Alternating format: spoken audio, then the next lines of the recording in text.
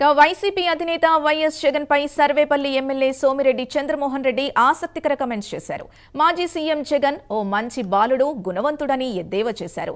జైల్లో ఉన్న కాకాని గోవర్ధన్ రెడ్డిని, మహిళా ఎమ్మెల్యేని విమర్శించిన ప్రసన్న కుమార్ రెడ్డిని జగన్ చాలాసేపు పలకరించారని విమర్శించారు. ఐఏఎస్లు, ఐపీఎస్లు ఎంతో మంది జగన్ వల్ల జైళ్లకి పోతున్నారని అన్నారు. తమ నేతలు ఎంతమందిపై కేసులు పెట్టారు అని ప్రశ్నించారు. లిక్కర్ స్కామ్తో జగన్ వల్ల 40 మంది నిందితులయ్యారని, 12 మంది జైళ్లకు వెళ్లారని సోమిరెడ్డి తెలిపారు.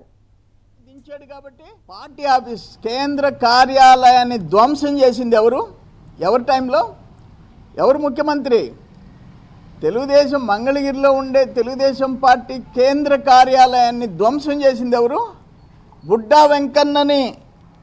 వెంకన్నని ఆ పర్యటనకి పోతే పల్నాడుకి గడ్డపారలతో పొడిసి, గడ్డపారలతో ఎవరైనా నీ మనిషి తురకా కిషోర్ ఆ గడ్డపార లోపలికి పోయినప్పుడు తలకాయ దించాడు కాబట్టి ఆయన బతికాడు.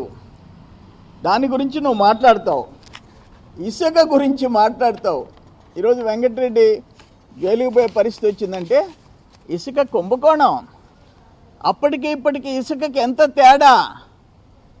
ఇసుక ఒక పద్ధతి ప్రకారం జరుగుతుంది, ఒక ఇల్లీగల్ మైనింగ్. నువ్వు చెప్పావు విఆర్ఓ అంట. కాకాని గోవర్ధన్ రెడ్డి విషయంలో విఆర్ఓ ఒక